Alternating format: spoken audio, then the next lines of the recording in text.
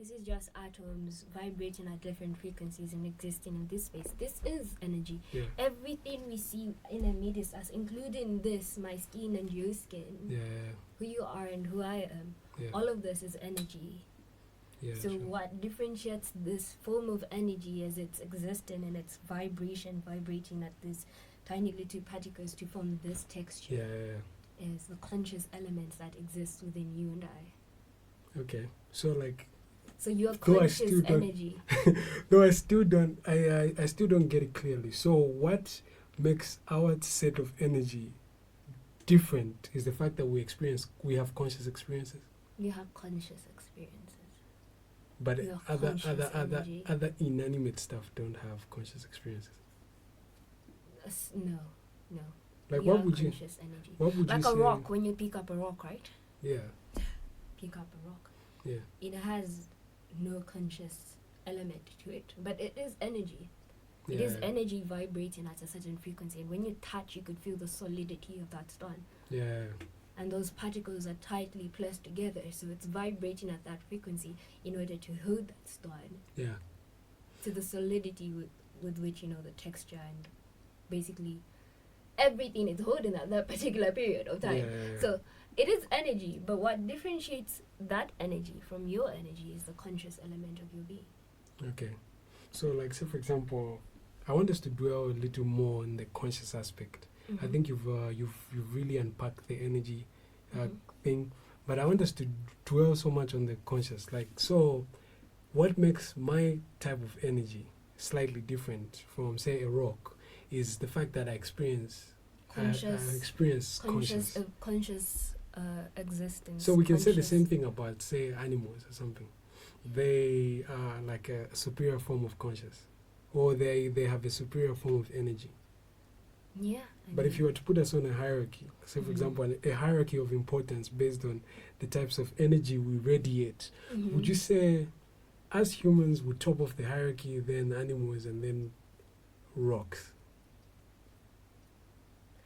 First of all, I wouldn't add rocks to the question of consciousness, because rocks are but merely just existing in the energetic frequency, in their energetic form. Yeah, so that obviously, element of consciousness, for consciousness to be present, an element of awareness must exist, right? Yes, I agree. Yeah. An element of awareness must exist. What other term could be coined for consciousness is if you're aware. Yeah.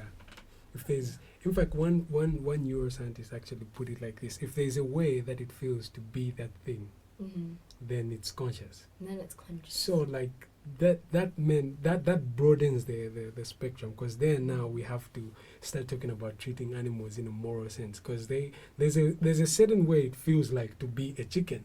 You know Obviously, what I mean?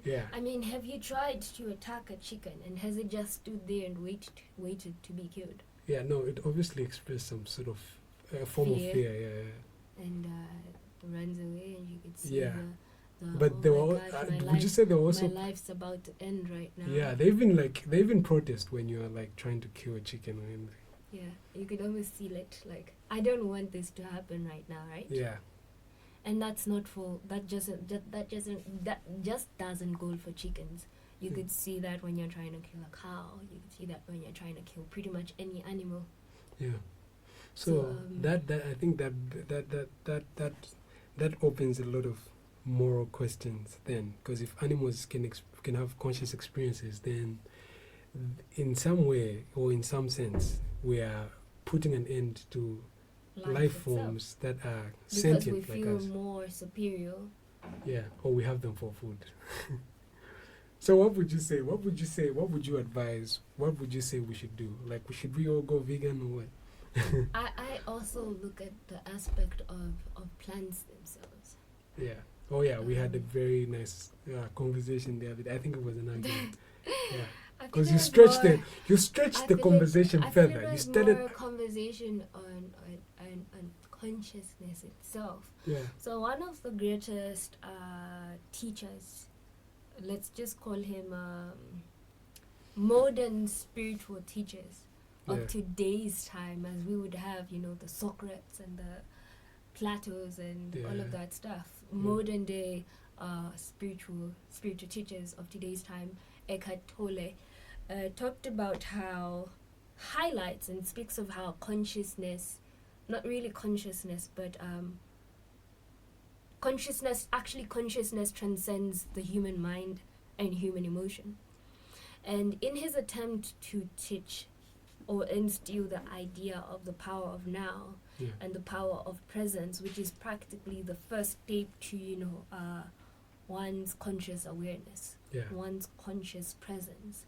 He highlights how people can learn not only from animals, but he did give a brief example about how when you just take a step back, sit down and observe the ducks, you'll be able to learn a certain element of consciousness from when they fight a little, with the other duck. You could see that there's all of that anger. Then afterwards, when the other duck just leaves, the duck fluffs its wings almost as though to release that tension and anger, and it gets back and carries on as though nothing happened. And when that duck meets the other duck again, it's oh, hi buddy, hi, how you doing? Oh, I'm good. I'm good. Yeah. Love and light to you. Yeah. I took it off a stretch when I said love and light to you, but there's so many concepts we could learn from these many different animals, from dogs and their unconditional loyalty, from cats, from birds, and how they just live and function. And aside him having animals as a fundamental elemental source of learning how to be more present, he talked about observing the lilies and how they grow so effortlessly and so there and so present. Or the lilies and how they grow, and if you decided to pluck them, they will not look at you and say, why me? Why are you plucking me off today? But they have learned an element that human beings are so very much cardinally needing to learn, which is surrender. So how the need to be present is tied to an element of surrender that we might say animals have an element of a bit more consciousness, but there's nothing that surrenders more easily than plants. Yeah, and I think where we disagreed mostly was of what you've said. There's a lot we could practically learn. There are like moral lessons that we can learn from plants. But the mere fact that we can learn moral lessons from plants or any inanimate objects does not then go to show that plants are conscious. Objects. It's surrender. For it to surrender, it must surrender a certain element of something. Stones won't surrender anything to you. You won't learn how to surrender. You won't learn. So they're like so like say for example for the example of ladies, there is something about them that makes them have the capacity to surrender. Like, what would you say that thing is? Like, in what sense do they surrender? Do they surrender in a metaphysical sense, or they surrender like in a way that you could practically see? What happens when you leave your plant home I'm going to give an illustration. You go for a vacation for, let's say, 1 month.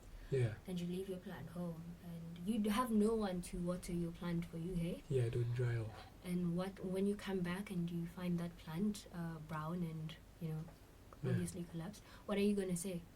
It's dried off, or it's just died. Oh, say that again?